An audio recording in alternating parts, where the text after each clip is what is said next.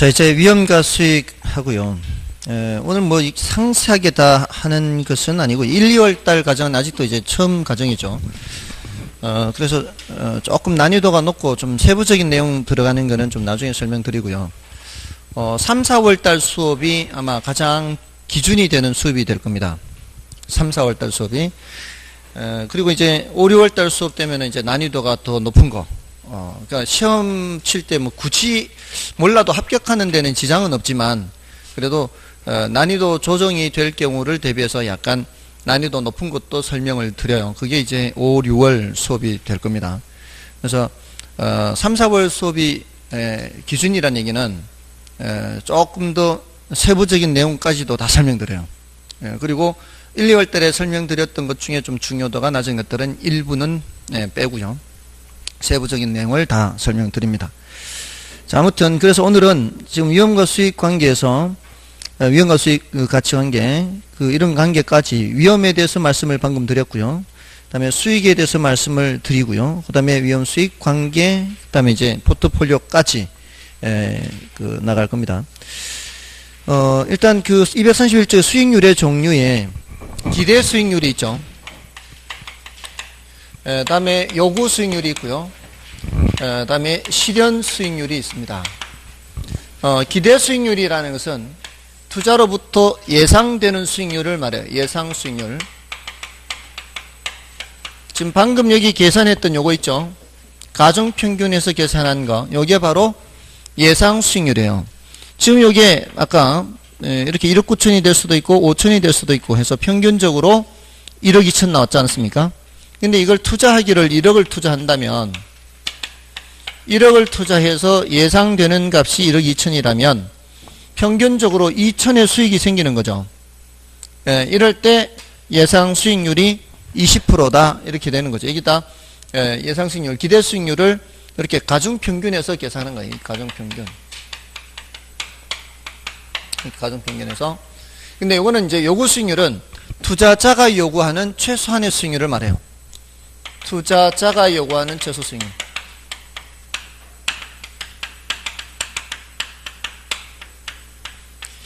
자, 뭔 소리냐면, 자, 여러분 같으면 혹시 이런 투자가 있다면 1억 투자해서 잘 되면 1억 9천, 못 되면 5천이 된다. 여러분 같으면 이거 투자하시겠습니까? 잘 되면 1억 9천, 못 되면 1억, 못 되면 5천. 하시겠어요? 한다고 하고 어떤 분은 안 한다고 하고. 안 해요? 안 해요? 아까 A 선택하신 분 아니에요? 네. B 선택했어요? 여기 A 선택이죠? 그러면 여기 하시겠어요? 이 정도면? 갭이 너무 커요.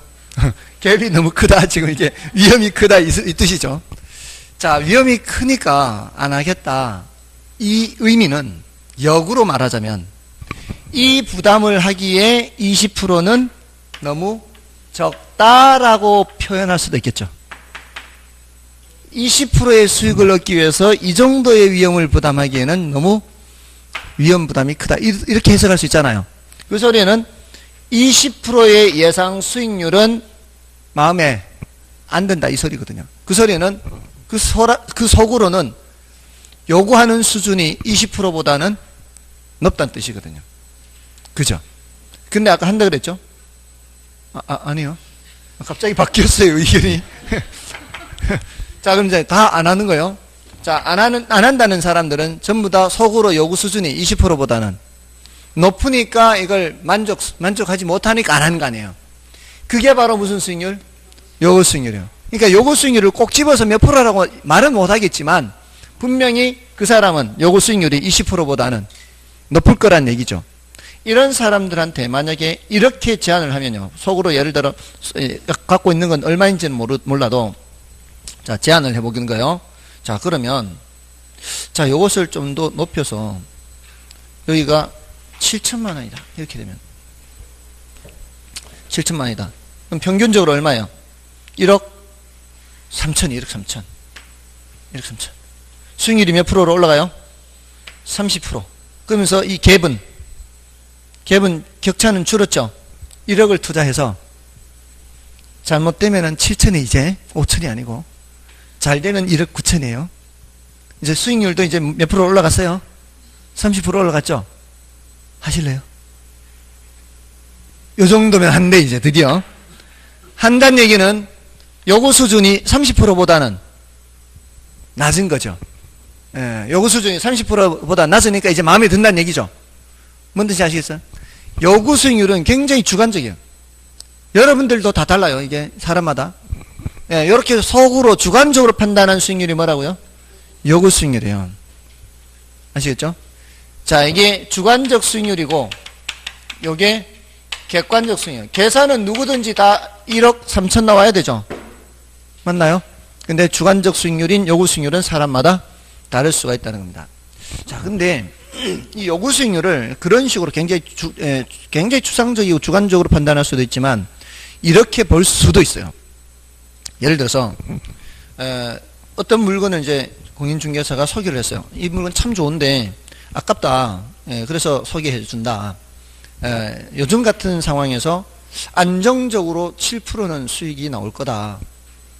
요즘 같은 상황에서 안정적으로 70%.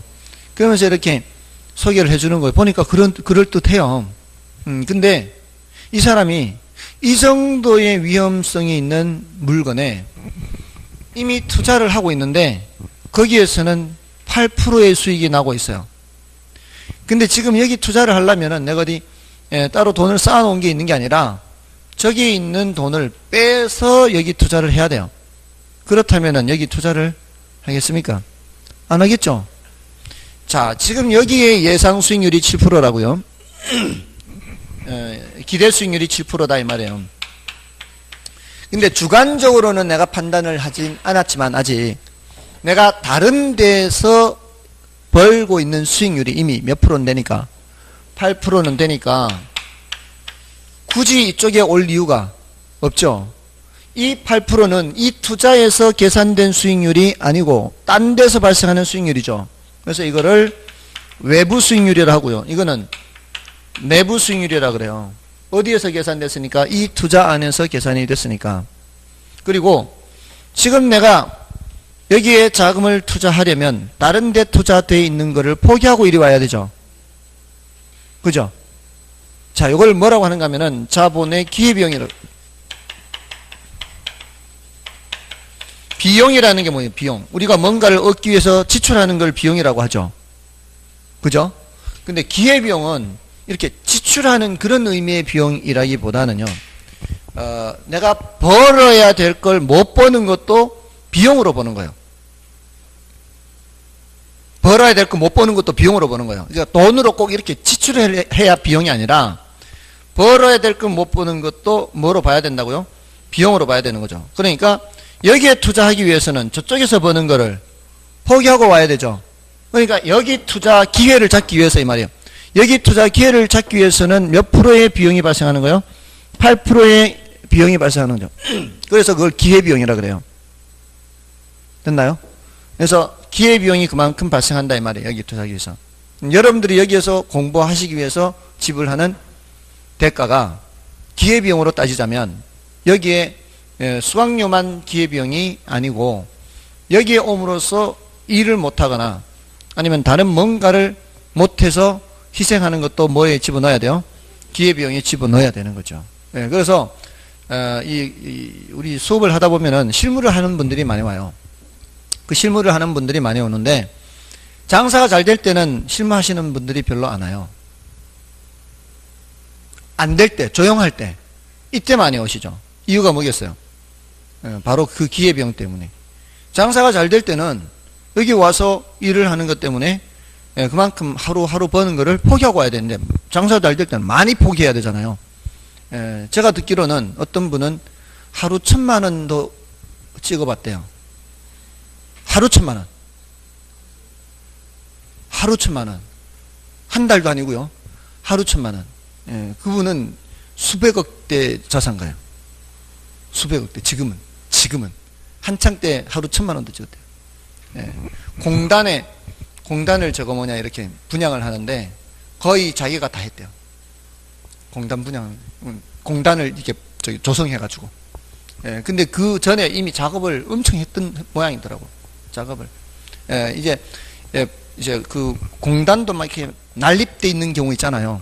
난립돼 있는 걸 이게 다 정리해가지고, 뭐, 이렇게 이주를 한다거나 할 때 뭐 이렇게 또 권리를 주나 봐요. 이렇게. 분양받을 수 있는, 그 공단을, 자리를 분양받을 수 있는 권리를 주는데, 그 몇 년 전에 그런 얘기가 나왔을 때부터, 공단 조성한다 나왔을 때부터 그 인근에 있는 이 공장 저 공장 다니면서 이제 얼굴 익히고 같이 술도 먹고 술값 내주고 그 이제 이미 기존에 비용이 많이 들어간 거죠. 밥값 내주고 이렇게 지내면서 이제 나중에 이제 분양을 받는데 우리 이제 재개발할 때 그 딱지 받는 거 있잖아요. 입주권 그 받는 것처럼 이렇게 받는데 우리 그 재개발할 때도 마찬가지잖아요. 그 받는다고 해서 그 사람들이 그 집에 들어가는 경우가 많지 않아요. 그 좋은 집으로 짓기 때문에 그 사람들의 형편으로 그 집에 들어가 살 형편이 안 돼요. 그런 사람들은 그걸 그냥 팔고 또 딴 데 그냥 흐름한 데 가거든요. 그러니까 그때 팔아야 될 거 아니에요. 팔고 나갈 때 그거 받아가지고 차익 넘기고 팔거나 아니면 수수료 받고 또 다른 사람한테 팔게 하거나 자기가 이제 받아가지고 차익 넘기고 팔고 하거나 이러니까 그 넓은 공단을 다른 사람이 거의 발을 못 붙인 거죠. 이 사람이 다 이미 몇 년 전부터 관리를 다 해놨으니까 부동산 하면 그 집만 가는 거죠 다. 그러니까 공부를 하러 올 수가 없는 거죠. 하루 1,000만 원을 희생하면서 어떻게 공부하러 와? 그잖아요. 그래서 지금 한 20년이 지난 이제야 이제 온 거죠. 근데 이제 그 돈 벌어가지고 거기서 빠져나와서 공장을 차렸어요.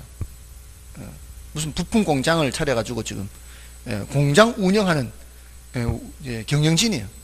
지금은 부동산 안 하고. 근데 이제 이 자격증이 필요하다고 온 거예요. 자격증이. 그래서 공동으로 투자해가지고 운영하는 사람 따로 있고 자기는 그냥 여기서 공부만 하는 거예요.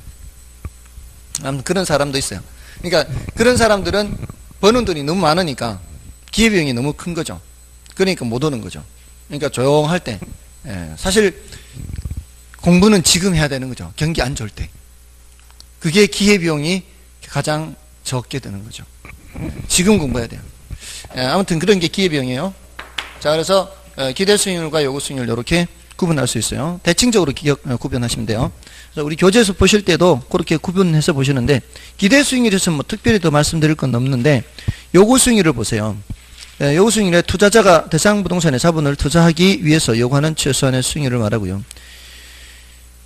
요구 수익률은 해당 부동산에 투자했을 때 경우에 포기하는 대체 투자안의 수익률이라는 점에서 그것은 자본의 기회비용의 의미를 갖습니다. 그 마지막 문장 있죠. 또한 요구 수익률은 차선의 투자안에 대한 기대 수익률의 의미를 갖고 있다. 이거는 난이도가 높습니다. 일단 나중에 난이도가 높은 것은 나중에. 다음에 기대 수익률과 요구 수익률, 실현 수익률은 사후 수익률이고요. 요거는 의사결정과는 아무 관계가 없어요. 우리는 의사결정할 때는 이것만 비교해서 의사결정하면 되죠. 누가 더 크면 채택하면 돼요. 기대가 더 크면은 채택하는 거예요. 이런 상황이라면은 채택하면 안 되죠. 이러면 안 되는 거예요. 이거는 기각이에요, 기각. 이렇게 하면은 채택하고요. 실현 수익률은 사후적으로 나타난 수익률이기 때문에 의사결정과는 관계없다. 때는 채택. 같을 때는 어떻게 할까요? 같을 때는 일단은 채택하는 것입니다. 왜냐하면은 기대 수익률이, 그러니까 예상 수익률이 투자자가 요구하는 최소한의 수익률은 된다라는 뜻이죠. 같다라는 뜻이. 최소한의 수익률은 된다라는 뜻이에요. 그러니까 같을 때는 일단 채택하는 겁니다. 그래서 그 괄호 3번에 233쪽의 괄호 3번에 내용은 난이도가 높아요. 내용은 나중에 설명드릴 테니까 일단 그 채택하느냐 기각하느냐. 동그라미 1번은 채택이에요, 기각이에요? 동그라미 1번은 채택, 동그라미 2번은 기각. 뭐 이런 식으로 그렇게만 합시오. 자, 이제 넘어가시면은 234쪽에 위험과 수익 상쇄관계 보십시오. 자, 오늘은 여기는 이제 간단한 구조만 말씀을 드릴게요. 위험, 수익, 상쇄관계. 자, 요거를 다른 말로 비례관계라 그래요.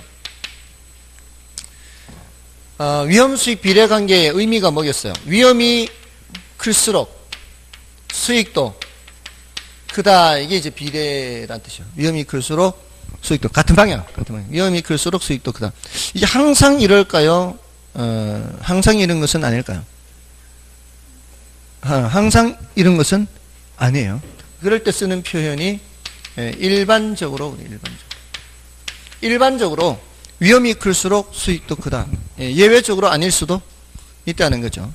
자, 일반적으로란 말의 의미가 그거예요. 그래서 이 표현을 할 때는 정확하게 할 필요가 있어요. 어릴 때 집에서 이제 혼날 때 너는 어째 그래 항상 말을 안 듣니? 이러면은 속으로 지난번에 말 들었는데 막 반발심만 생겨요. 그죠? 그런 생각 안 드는가요? 그러니까 이제 여러분이 이제 어른 됐으니까 애들한테 야단을 칠 때도 너는 어째 그래 일반적으로 말을 안 듣니? 이렇게 해야 애가 반발심이 안 생기는 거죠. 예외적으로 말을 들을 수도 있으니까 예외적으로 위험이 큰데 수익이 작을 수도 있다 이런 말이에요. 자, 근데 요게 요구 수익률에도 반영이 돼 있어요. 요구 수익률에도. 자, 이 요구 수익률을 조금 전에는 어떻게 봤는가 하면은 굉장히 주관적이라고 봤잖아요. 굉장히 주관적으로 봤는데 요거를 어떤 식으로 설명을 드릴 수가 있는가 하면 여기서는 뭐 다른 데 투자되어 있는데 이만큼 버는데 여긴 이렇게 예상된다면 안 한다 뭐 이렇게 했잖아요. 근데 여기서는 다른 데 투자되어 있는 돈이 아니고요. 은행에 예금으로 되어 있는 돈이에요. 지금 저기 투자하기 위해서 은행에 예금되어 있는 걸 빼서 투자하려고 한다 이렇게 생각하세요. 이제는 그럴 수도 있잖아요. 자, 그런 경우에는 내가 은행에서 안전한데도 불구하고 내가 몇 프로는 버는데 저기 투자하면 이런 생각 하지 않을까요? 자, 그러니까 요구 수익률이라는 게 무위험률 해서 안전한 데 넣어놔도 볼 수 있는 수익률이 있다면 최소한 이만큼은 나와야 되지 않나요? 거기에다가 뭐도 부담하고 있다면 위험도 부담하고 있다면 그 위험을 부담하는 데 대한 대가를 요구하지 않겠습니까? 자, 거기에다가 인플레가 예상되면은 인플레가 예상된다면 인플레는 화폐 가치가 떨어지는 거죠. 지금 내가 투자할 때 1억 가지고 투자를 할 당시에 1억 가지고 집을 한 채를 살 수 있었다면 인플레가 발생한다면은 1년 뒤에는 이제 집을 한 채를 못 살 수도 있죠. 모자랄 수 있죠. 이 물가가 올라가 버리면. 그럼 그만큼은 더 돈이 들어와야 되겠죠. 그래서 요구 수익률을 이런 식으로 나누어서 살펴볼 수가 있어요. 그러니까 무위험률은 요거는 시간에 대한 대가다 이렇게 볼 수 있어요. 기다리게만 하면 되는 거. 내가 지금 쓸 수도 있는데 지금 쓰는 거를 포기하고 1년간 기다렸다 쓰려고 하는 만큼 꼭 기다림에 대한 대가를 줘야 될 거 아니에요. 그게 이제 무위험률, 시간에 대한 대가. 근데 위험할증률은 뭘 부담하는 데 대한 대가? 위험 부담에 대한 대가 이렇게 얘기할 수 있습니다. 위험 대가. 시간 대가, 위험 대가 이렇게. 자, 근데 이 위험 대가의 항목들이 여러 가지가 있어요. 이것도 몇 가지 항목 체크할 게 있고요. 이건 이제 국공채 수익률이 대표적이에요. 안 망하잖아요. 국공채. 안 망하잖아요. 그 국공채 수익률. 그리고 이 정기예금 금리 같은 거. 이런 거는 이제 여기 들어가는 거고요. 나중에 더 할 거예요. 지금 여기서도 항목들이 몇 개가 있어요. 뭐 시장 위험에 대한 거, 또 개별 투자에 따른 거, 위험에 대한 태도 몇 개 있는데 일단은 지금 단계에서는 요 구조가 이렇게 돼 있다는 거죠. 요 밑에 있는 내용보다는 요 구조를 아는 게 더 중요하니까. 요거 수익률은 뭐와 뭐의 합으로 돼 있다? 무위험률, 위험할증률, 예상 인플레율의 합으로 돼 있다. 자, 예상 인플레율을 고려한 사람이 피셔라는 사람이에요. 그래서 피셔 효과다. 이렇게 얘기합니다. 자, 지금은 오늘은 요 구조만 알고 지나가십시오. 그래서 위험 수익 상세 관계에서 요구 수익률의 구조. 다음에 236쪽에 위험과 가치. 요것도 뭐 중요도가 좀 낮은 편이니까 요것도 나중에 써 놓으십시오. 나중에. 237쪽에 이제 위험 관리 기법이 있죠. 자, 그거를 하고 이제 뒤로 넘어가겠습니다. 위험 관리 기법은, 자, 위험을 어떻게 하면 좋겠냐. 가능한 한 위험은 부담하지 않는 게 좋겠죠. 그러니까 여러 가지 위험 관리 기법이 있어요. 여러 가지 위험 관리 기법이 있는데, 위험 관리 기법. 자, 여기에 둘씩 짝을 지어서 기억하면 조금 더 기억하기가 쉬워요. 맨 위에 있는 두 가지는 위험을 아예 내가 부담하지 않는 방법이에요. 맨 위에 두 가지는 위험을 내가 부담하지 않는 방법인데, 그 중에 하나는 위험한 투자를 제외하는 거예요. 위험한 건 아예 안 하는 거죠. 오로지 그냥 국공채, 정기예금. 위험한 거는 아예 빼버리는 거죠. 자, 이거 바람직한 방법일까요? 그렇지 않을까요? 그렇게 바람직한 방법은 아니죠. 그만큼 수익도 적은 거죠. 그리고 위험한 투자를 제외하는 방법은, 이거는 투자라고 보기는 어렵습니다. 내가 은행에 예금하고 오면서 나 투자하고 온다, 이럴 수는 없잖아요. 그죠? 투자라는 건 어느 정도 위험을 감수하면서 하는 거니까요. 그 다음은, 자, 요거 좋아요. 이게 괜찮아요. 위험 전가. 나한테 발생한 위험을 상대방한테 떠넘기는 방법이에요. 아까 조세 전가처럼. 요거 괜찮은 방법이죠. 요거 괜찮은 방법인데, 자, 보험에 가입하거나, 물론 이제 보험료는 내야 되겠죠. 보험에 가입하면 이제 나에게 발생한 거를 이제 보험사가 안게 되니까, 물론 보험료를 주고요. 다음에, 인플레 연동 임대차 계약을 맺어요.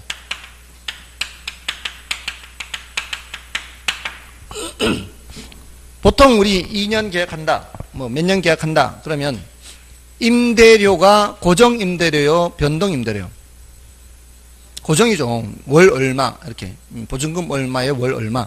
그러면은, 인플레가 발생하는 상황이라면, 계약 첫 달에 받았던 그 돈으로 생활비 쓰는 사람하고요, 마지막 주 그 똑같은 돈을 받아가지고 생활할 때 물가가 올라가면 올라가는 만큼 점점 살기가 팍팍해지죠. 물가가 올라갔을 때. 그럴 때는 표현을 이렇게 시험에 나올 때는 임대료의 실질 가치가 하락한다, 이렇게. 뭐가 발생하면? 인플레가 발생하면 임대료의 실질 가치가 하락해요. 자, 그러니까 요거를 누구한테 전가시키기 위해서, 임차인에게 전가시키기 위해서 인플레 연동 임대차 계약을 맺는 거죠. 인플레가 발생하는 만큼 뭐를 올리겠다? 임대료를 올리겠다는 거죠. 또는 뒤에 가면은 금융론에 변동금리가 나와요. 변동금리는 금리 변동 위험을 누구에게 전가시키는 거예요? 차입자에게 전가시키는 거예요. 보험 빌린 사람한테. 누가? 대출자가 차입자에게 전가시키는 거예요. 자, 요런 여러 가지 전가 방법이 있어요. 다음은 이제 보수적 예측 방법 하고요. 다음에 위험 조정 할인율을 사용하는 방법이요. 위험 조정 할인율을 사용. 자, 이게 대칭적인 방법인데, 두 개가 대칭적이에요. 보수적 예측은 뭔가 하면은, 우리가 어떤 행동을 할 때, 최악의 상황을 가정하고 행동을 하는 것을 말해요. 예를 들어서 어떤 건물이, 야, 이거, 이제, 브리핑을 할 때 누군가가, 40만원에서 50만원 임대료가 나올 것 같은데요. 뭐, 아무리 안 나와도 40은 나와요. 잘 나오면 50 나오고요. 이렇게 브리핑을 하면은, 속으로 생각하기를, 40으로 해야지. 40으로 잡는 거예요, 수입은 40으로. 그 다음에 방 한 칸당 5만원에서 10만원의 비용이 발생해요 하면은, 비용은 10만원으로 잡는 거예요. 비용은 가능한 한 높게 잡고요, 수익은 가능한 한 낮게 잡는 거죠. 이러면은 순수익이 굉장히 적게 계산되겠죠. 순수익이. 자, 그렇게 적게 잡은 순수익으로 계산을 해도 수익률이 괜찮아 보이면 그때는 하겠다는 얘기죠. 요거를 기대 수익률을 하향 조정하는 방법이라 그래요. 예상 수익률을 어떻게 잡겠다? 예상 수익률을 낮게 잡겠다는 얘기예요. 자, 이렇게 낮게 잡았는데도 불구하고 괜찮아 보이면 그때는 채택하겠다는 얘기거든요. 낮게 잡았는데도. 이거 괜찮은 방법일까요? 그렇지 않을까요? 그런 것 같죠? 예, 근데 그렇지가 않아요. 이런 물건이 나한테 남아있지 않아요. 적당해 보이면은 이미 다른 사람들이 다 낚아채 가는 거죠. 예, 제가 세상을 보는 게 거의 대부분 저는 수요 공급으로 본다 그랬죠. 중매 시장에 물건이 나왔는데, 예, 얼굴도 잘생겨, 돈도 많이 벌어, 예, 또, 성격도 좋아. 이런 물건이 오랫동안 그대로 있겠냐고요. 이것저것 다 재다 보면은 이것도 보고 저것도 보고 이걸 최악의 상황으로 이것도 괜찮아야 되고 저것도 괜찮아야 되고 이러면은 그런 물건 나한테는 남지가 않는다고요. 그죠? 예, 그러니까 적당한 수준에서 만족을 하고 선택을 해야죠. 예, 그렇지 않을까요? 예, 그래서 이런 방법은 별로 그렇게 바람직한 방법은 아니에요. 아무튼 보수적 예측 요거보다는 못한 방법이에요. 요게 좀 어려워요. 근데 이제 나중에 더 설명을 드릴 건데 지금은 간단하게만 말씀드릴게요. 할인하는 거를 미래가치를 현재가치로 바꾸는 거를 할인한다 그래요. 자, 우리가 투자를 하면은 들어오는 돈은 나중에 들어오는 거죠. 나중에 들어오는 돈은 1,000만 원이라 해도 지금 1,000만 원보다는 가치가 낮죠. 그러면 현재 가치로 바꾸면 1,000만 원보다는 적게 계산을 해야 되잖아요. 그걸 뭐 한다고요? 할인한다 그래요. 근데 위험이 큰 물건이 벌 것 같은 1,000만 원 하고, 그러니까 1,000만 원이 굉장히 위험이 큰 상태의 1,000만 원 하고, 근데 비교적 안전한 상태의 1,000만 원, 큰 차이가 없을 거예요. 1,000만 원이 예상이 되는데 뭐 차이가 나도 크지 않을 거다 라고 할 때 똑같은 1,000만 원이 평균적으로 예상돼도 어떤 것이 가치가 더 높고 어떤 것이 가치가 더 낮겠어요? 위험이 큰 놈은 가치가 낮을 거 아니에요. 위험이 작은 놈은 가치가 높을 거 아니에요. 그럼 현재 가치로 바꿀 때 가치를 달리 봐야 될 거 아니에요. 위험이 큰 1,000만 원과 위험이 적은 1,000만 원을. 그러니까 위험이 크면 클수록 현재 가치로 바꿀 때 할인을 많이 한다는 거, 많이. 그러니까 요거는 요걸 할인율로 사요. 이거 위험이 클수록 이걸 높게 잡아, 이걸. 위험이 클수록 이게 높게 잡아서 대폭 할인하는 거예요. 그래서 숫자를 낮게 잡아요. 들어오는 돈을 낮게 잡았는데도 불구하고 내 주머니에서 나가는 돈보다 들어오는 돈이 많으면 그때는 투자하겠다는 거예요. 많이 낮췄는데도 내 주머니에서 나가는 돈보다 들어오는 돈이 많을 때. 그러니까 요거는 요구 수익률을 어떻게 하는 거예요? 상향 조정하는 방법이에요. 요구 수익 높게 잡는 방법. 다음에 민감도 분석하는 게 있는데요. 요거는 이제 난이도가 좀 더 높으니까 요건 나중에. 그 다음에 이제 포트폴리오. 이제 포트폴리오를 이제 들어가는 거예요. 포트폴리오는 뭘 뜻하는 거예요? 분산 투자죠, 분산 투자. 분산 투자해서 뭘 하려고 하는 거예요?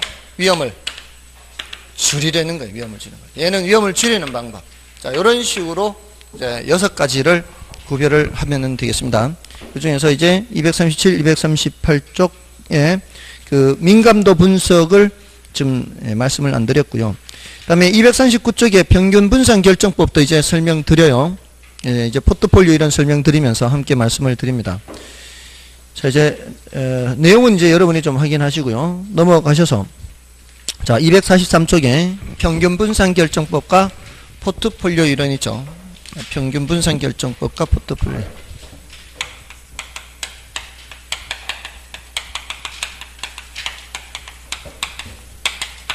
평균 분산 결정법은 평균이 아까 뭘 뜻하는 거라 그랬죠? 여기 가중 평균, 뭐 생략해서 그냥 평균. 이건 수익 또는 수익률을 나타내는 거고, 분산은 뭘 나타내는 거예요? 위험을 나타내는 거죠. 자, 여기서 결정이라는 거는 의사결정하는 거예요, 의사결정. 할 거냐 말 거냐. 동일한 수익이라면, 위험이 큰 걸 선택한다, 위험이 작은 걸 선택한다. 위험이 적은 걸 선택하는 거죠. 동일한 위험이라면 이때는 수익이 큰 걸 선택해야 되겠죠. 이렇게 선택해야 되죠. 이거를 평균 분산 결정법 그래요. 아주 간단하죠. 평균 분산 결정법 용어를 처음 들어서 그렇지 그 뜻은 이 내용은 아주 간단한 내용이에요. 자, 그런데 자, 우리 교재 몇 페이지에 있는가 하면은 그 243쪽에 있나요? 243쪽에 표를 보시면 A의 경우, B의 경우, C의 경우 해놓고 여기 평균이 수익입니다. 표준 편차가 위험이고요. 자, 여기가 2.8%, 여기 3% 이렇게 있어요. A와 B 수익은 똑같은데 이 말이에요. 위험이 누가 더 적어요? A가 더 적잖아요. 2.8. B가 3이고. 그럼 누굴 선택하는 거예요? A를 선택하죠. 이때 A가 B를 지배한다 그래요. A가 B를 지배한다는 게 더 나은 놈이 더 못한 놈을 지배한다 그래요. 그래서 얘를 지배원리라 그러기도 해요. 지배원리. 누가 누구를 지배하는 거예요? 동일한 수익일 때는 위험이 작은 놈이 지배하고 동일한 위험일 때는 수익이 큰 놈이 지배한 거예요. 근데 동일한 수익일 때는 위험이 작은 A가 지배하는 거고. 자, 여기는 이렇게 돼 있다면은 B와 C 사이에서는 동일한 위험일 때는 수익이 큰 C가 지배한다 이렇게 됐나요? 자, 그러면은 B는 A하고 싸워도 지는 놈이고 C하고 싸워도 지는 놈이에요. 그러면 남는 건 누구예요? A, C가 남죠. 제가 일부러 이렇게 했어요. A, C. 지금 어떤 걸 선택을 해야 될까요? 이런 상황이라면 수익이 커지면서 위험도 커지는 상황. C? 왜요? A? 왜요? 이 위험이 증가하는 거에 비해서는 수익이 많이 증가하니까 그래서 A를 선택하겠다. 그럼 이걸 2.6으로 낮출게요. 이래도 그렇게 해요? 더 낮출까요? 자, 단지 상대적으로 얘가 커지는 거에 비해서 얘가 커지는 게 더 크다라고 판단하기에는 사람들마다 다 주관적으로 판단하는 건 다 다를 수 있어요. 위험에 대한 태도에 따라서. 그래서 그냥 숫자가 이런 식으로 위험이 크면서 수익도 클 때는 이 말이에요. A가 C를 지배한다거나 C가 A를 지배한다거나 말을 할 수가 없는 상황이에요. 이게 판단이 안 되는 상황이에요. 이때는 평균 분산 오류가 나타난다 그래요. 평균 분산 오류. 평균 분산 결정법으로는 해결할 수가 없다라는 뜻이에요. 그럼 이럴 때 다른 방법으로 해결하는 방법이 변이 계수가 있고요. 포트폴리오가 있거든요. 근데 이 변이 계수는 이제 나중에, 요거는 나중에 하고요. 요 포트폴리오가 뭐예요? 분산 투자죠. 어떻게 하라는 얘기예요? 여기와 여기에 나눠 투자하라는 얘기죠. 자, 이게 포트폴리오는 주식시장을 설명하는 이론이에요. 주식시장을 설명하는 이론인데 이게 부동산에도 적용된 거거든요. 지금 여기서는 평균 분산 결정법에서는 A 아니면 C 몰빵 투자잖아요. 둘 중에 하나를 선택하라 하는 관점에서는 선택이 안 돼요. 근데 돈을 A에도 일부 투자하고 C에도 일부 투자하고 주식 투자를 그렇게 하면 분산 투자가 되는 거죠. 그래서 이제 분산 투자로 넘어가시면 돼요. 일단 평균 분산 결정법은 의사결정하는 방법이다. 동일한 수익일 때는 위험이 작은 놈, 동일한 위험일 때는 수익이 큰 놈을 선택하는 의사결정 방법을 평균 분산 결정법이라 하고, 평균 분산 결정법에 의해서 해결이 안 되는 경우를 뭐라 하고, 평균 분산 오류라 하고, 이럴 때는 변이 계수, 이건 나중에 할 거예요. 또는 포트폴리오로 해결할 수가 있다. 자, 그래서 이제 포트폴리오로 넘어가는 거예요. 자, 포트폴리오는 뜻이 무슨 투자? 분산 투자죠. 자, 분산 투자를 하는 이유는 위험을 줄이기 위한 거죠. 자, 근데 우리 교재에 보시면은 포트폴리오를 설명하면서, 자, 그래서 243, 244 그 내용은 이제 여러분이 확인하시면 돼요. 변이 계수는 나중에 한다 그랬고요. 그 포트폴리오가 246쪽에 있나요? 거기 보시면 가로 1번에 전통적인 자산 3분법도 있죠. 전통적인 자산 3분법은 그 표에 부동산이 세 가지가 있죠. 자산이 부동산, 예금, 주식 이렇게 세 가지가 있는데 부동산은 환금성에서 단점이 있어요. 예금은 수익성에서 단점이 있고요. 주식은 안전성에서 단점이 있죠. 그래서 이 세 가지를 적당히 분산 투자하라는 게 전통적인 자산 3분법이에요. 자, 근데 전통적인 자산 3분법에서는 그냥 적당히 세 군데에 분산 투자하라 이런 뜻이에요. 근데 포트폴리오 이론은 그렇지 않습니다. 포트폴리오 이론은 자, 그 의의를 보십시오. 의의 두 번째 단락 보세요. 두 번째 단락, 네 번째 줄이죠. 의의 네 번째 줄. 전통적인 자산 3분법도 포트폴리오의 하나지만 최적 포트폴리오를 보장하지는 않는다. 그러나 포트폴리오 이론은 투자자의 기대 효용을 극대화할 수 있는 최적의 자산 배합 비율이에요. 배합 비율. 최적의 자산 배합 비율. 요거까지 제시하는 게 누구예요? 포트폴리오 이론이에요. 그러니까 전통적인 자산 3분법은 부동산의 몇 프로, 예금의 몇 프로, 주식의 몇 프로 여기까지는 얘기 안 해준다고요. 근데 포트폴리오는 뭐까지 얘기해 준다고요? 그 비율까지. 주식의 몇 프로, 뭐 예금의 몇 프로, 부동산 요거까지 얘기해 주는 게 바로 포트폴리오 이론이에요. 됐죠? 분산 투자를 하면서도 가능한 한 위험을 많이 줄이는 방법을 찾는다 이 말이에요. 자, 그런데 애석하게도 그런 포트폴리오 이론이라 하더라도 위험을 줄일 때 모든 위험을 줄일 수 있는 게 아니에요. 위험에는 체계적 위험이 있고요. 비체계적 위험이 있어요. 체계적 위험은 모든 투자 안에 공통으로 나타나는 위험이에요. 어떤 위험이 터졌어요. 그날 주가가 다 떨어져요. 이런 것들은 무슨 위험? 체계적 위험이에요. 이럴 때는 분산 투자해봤자 아무 의미가 없죠. 근데 비체계적 위험은 투자 안에 따라 달리 나타나는 위험이에요. 조류 독감이나 구제역이거나 뭐 이런 것들, 또는 어느 회사가 화재가 발생했다거나 이런 것들은 무슨 위험? 비체계적 위험, 이렇게 되는 거죠. 자, 그러면 줄이더라도 어떤 위험을 줄일 수 있다? 체계적 위험은 줄일 수 없고 비체계적 위험을 줄일 수 있다 이 말이죠. 근데 비체계적 위험을 가능한 한 많이 줄여야 되겠죠. 가능한 한 많이 줄여야 되겠죠. 그럼 가능한 한 많이 줄이는 방법은 어떤 방법이 있느냐? 구성자산수를, 구성자산수 자체를 다양하게 하면 돼요. 구성자산수를 다양하게, 이것저것 섞어서 다양하게 하면은 비체계적 위험을 많이 줘. 하나보다는 둘, 둘보다는 셋, 이런 식으로. 자, 그래서 일단 247쪽에 그 포트폴리오 의의는 이제 여러분 보시고요. 그 포트폴리오의 그 위험과 수익에서 포트폴리오 위험의 기억 체계적 위험 있죠. 체계적 위험은 모든 투자 안에 공통적으로 미치는 위험이고요. 그런 체계적 위험은 시장 위험이라고도 하면서 B에 나오죠. B에 시장 상황과 관련 있는 것으로 시장 위험이라고도 한다. 그리고 인플레이션, 이자율 변동, 일반 경기 변동 이런 것들은 여러 투자에 대하여 공통적으로 영향을 미치는 위험으로서 분산 투자를 하여도 제거할 수 없는 위험이죠. 자, 그 다음에 C는 나중에 보시고요. C는 나중에 설명드려요. 니은의 비체계적 위험이 있죠. 비체계적 위험은 개별 투자안의 특성으로부터 이야기되는 위험으로서 분산 투자를 통해 줄일 수 있는 위험을 말한다. 운영 과정에서 발생할 수 있는 종업원의 파업, 소송 문제 등 개별 투자안에 따른 특수한 사정과 관련된 위험들이 그 예죠. 자, 이렇게 구별을 하고요.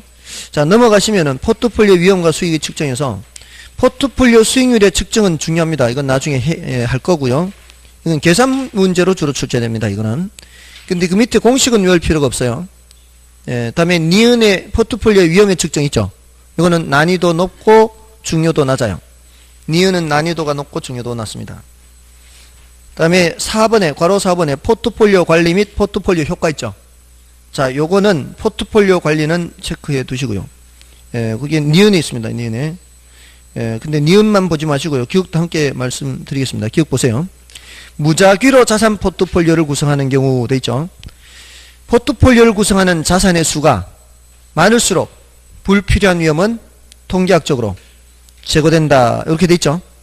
거기서 불필요한 위험이 바로 비체계적 위험이에요. 불필요한 위험이 비체계적 위험.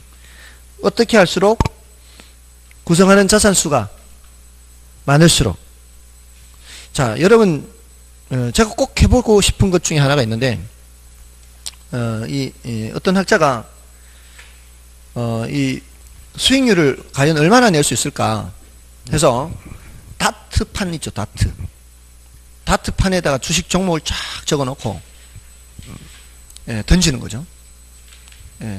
던지는데, 그래서 10개인가 하여튼 몇 개 종목을 이렇게 선정을 한 거예요. 다트에 던졌는데, 근데 자기가 던지면은, 자기의 실력에 따라 이렇게 했다라고 생각을 할까봐, 그런 다트판을 2개를 그려놓고요. 자기가 하나 던지고요. 옆에다가 원숭이가 던지게 한 거예요. 사람 따라 잘하잖아, 이게, 원숭이가.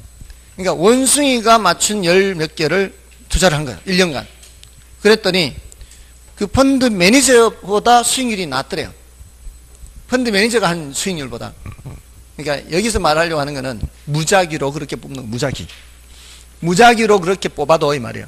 그 자산 구성수가 많을수록 그런 불필요한 위험, 가능한 한 불필요한 위험은 줄인다. 그러니까 그 그래프에 뭐라고 되어 있어요? 그래프에 밑에. 하나는 체계적 위험, 하나는 비체계적 위험 돼 있죠. 구성 자산수가 많아지더라도, 오른쪽으로 많아지더라도 뭐는 줄일 수 없지만, 체계적 위험은 줄일 수 없지만 뭐는 줄일 수 있다. 비체계적 위험은 줄일 수 있는데 많이 줄인다고요. 많이 줄인다. 가면 갈수록 구성 자산수가 다양할수록. 그 다음에 또 한 가지 방법은 뭔가 하면, 구성 자산수가 다양할수록 그렇게 하지만, 또 하나는 수익률 변동 방향이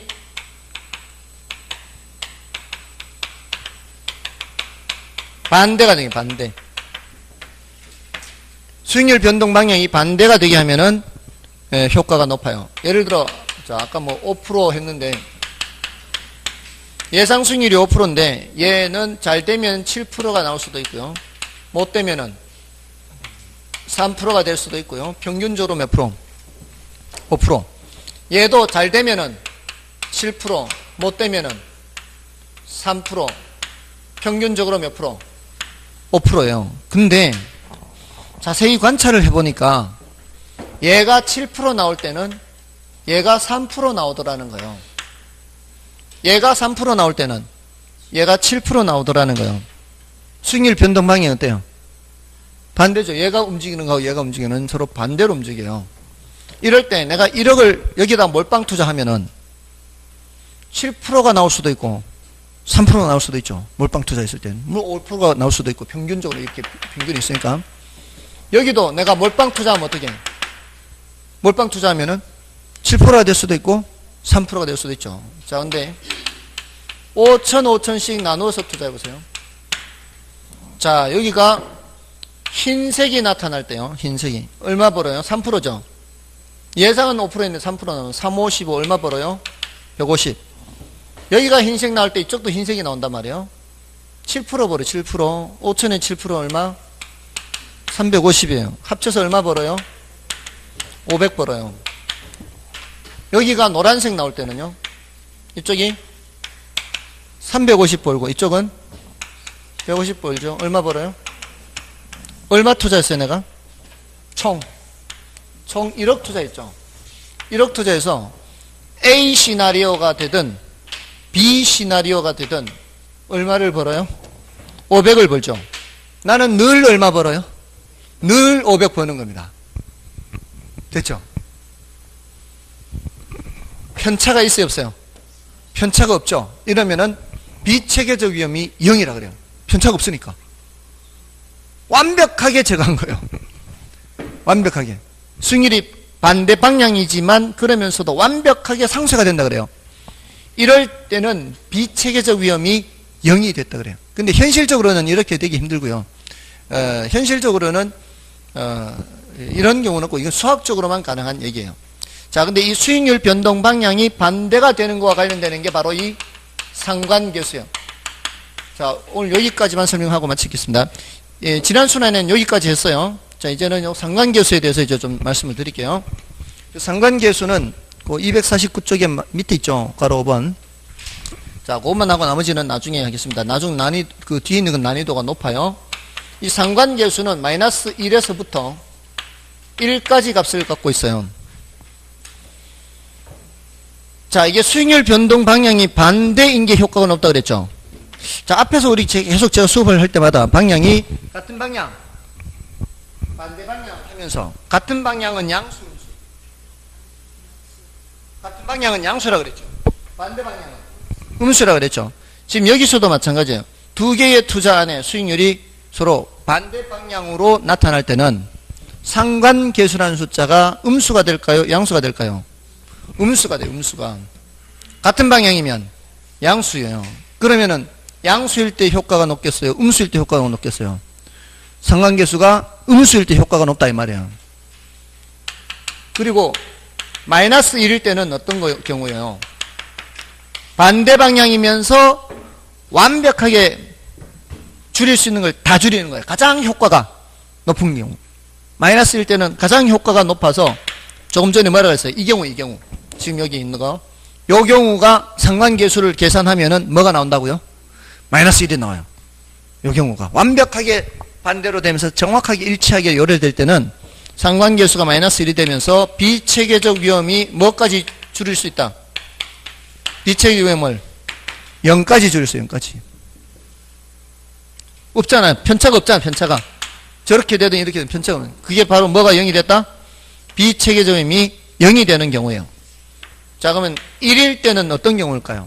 완벽하게 일치하는 경우. 같은 방향으로 일치하는 경우. 같은 주식이라는 얘기예요. 똑같아요. 같은 주식. 같은 주식일 때는 똑같이 움직일 거 아니에요. 진짜 실제 사례인데요. 3년 전인가 어떤 분이 저한테 상담 좀 하지. 뭔데요? 그러니까. 주식 갖고 있는데 어떻게 했으면 좋겠니? 나도 주식 모르는데 왜 그래요? 그랬더니 삼성중공업이 너무 많이 떨어졌대요. 그때 조선 막 안 좋기 시작할 때였거든요. 근데 올라가겠죠. 그냥 잘 모르니까. 다시 올라가겠죠 했는데 3천만 원에 넣어놨대. 3천만 원에 넣어놨는데 지금 반토막 났대. 그 뭐 올라가겠죠. 뭐 안타깝지만 그러고 말려고 하는데 한 개 더 있대. 뭐가 더 있는데? 남편도 갖고 있대. 뭘 갖고 있는데? 똑같은 거 갖고 있대. 둘 부부가 같은 회사 주식을 통장을 각각 똑같이 갖고 있는 거죠. 이게 바로 뭐라고요? 상관계수가 1인 경우요. 아무 의미가 없는 거죠. 분산 의미가 없는 거예요. 뭔 뜻인지 아시겠죠? 이건 분산 효과가 있다 없다? 효과가 없어요. 없어. 그럼 어떤 때 효과가 있다는 얘기예요? 1보다는 작고 마이너스 1보다는 크거나 같을 때. 마이너스 1보다 마이너스 1일 때는 제일 효과가 높은 거고 마이너스 1보다 클 때. 0.9일 때 효과가 있다 없다? 거의 없다는 말은 맞아요. 이제 있기는 있다는 뜻이에요. 예를 들어 이런 거예요. 제가 하림 닭고기 주식을 100% 갖고 있다가 반틈을 팔고 마니커 닭고기를 샀어요. 이런 경우. 하림 닭고기를 반틈 팔고 마니커 닭고기를 샀다고요. 반틈을. 이러면은 상관계수가 거의 여기에 가까울 거라고요. 별 분산 의미가 없다고요. 근데 분산 효과가 있기는 있어요. 예를 들어 이렇게 반틈을 사서 마니커 닭고기를 샀는데 하림 닭고기 공장이 불이 나버렸어요. 천만다행이죠. 불까지 똑같이 나지는 않을 거니까. 그러니까 그렇게 완벽하지는 않단 말이죠. 그럴 때는 효과가 있기는 있다는 거죠. 0.9, 0.8. 자, 아무튼 자, 요 내용이 상관계수에 대한 겁니다. 요거 알고 계셔야 돼요. 요거 어렵진 않죠. 어려워요? 그래서 상관계수라는 말의 의미가 그거예요. 서로 상관관계를 나타내는 숫자인데 이게 수익률이 같은 방향이냐 반대 방향이냐를 나타내는, 그리고 일치하는 정도를 나타내는 개념이니까 1에서부터 마이너스 1. 1은 완벽하게 똑같은 거고 마이너스 1은 완벽하게 반대로 똑같기 때문에 비체계적 위험을 0까지 줄일 수 있다는 거예요. 됐나요? 안 되면 자꾸 하면 돼요. 오늘은 여기까지 하도록 하겠습니다. 포트폴리오의 더 깊은 내용은 난이도가 높아서 안 되고요.